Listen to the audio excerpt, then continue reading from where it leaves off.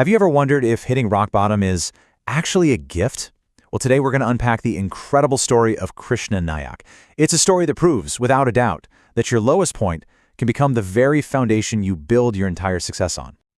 All right, let's just dive right in. And we're not going to start at the beginning of his story.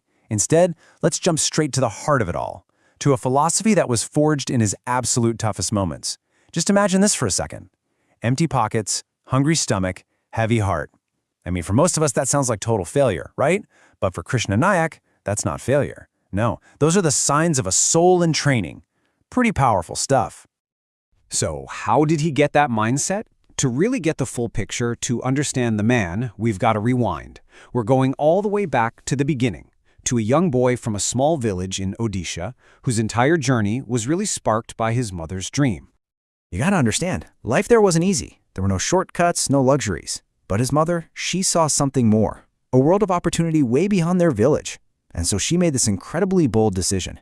She decided they were going to move, literally trading their only home for nothing more than a chance at a better future for her kids.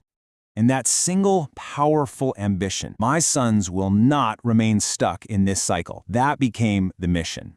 It was the thing that would, maybe even unconsciously, guide his entire life. And when you think about it, this was kind of his first real estate deal, wasn't it? Trading a physical home for a dream. But let me tell you, the path from that dream, it was anything but easy. It was an absolute gauntlet. We're talking low-paying jobs, incredibly harsh lessons, and just brutal, soul-crushing rejection over and over again. His early career, it was a total crash course in survival. He was just bouncing from one tough sales job to the next. And this is where he forged his discipline, through these relentless daily targets. Get this, one job forced him to collect 100 business cards a day from shopkeepers who, let's just say, were not always happy to see him, every single day. That's a grind.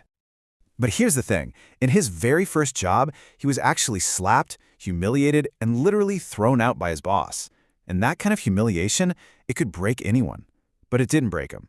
Instead, in that moment of just pure rage and shame, something else was forged, a promise. He vowed to himself that one day, no one would ever have the power to throw him out again.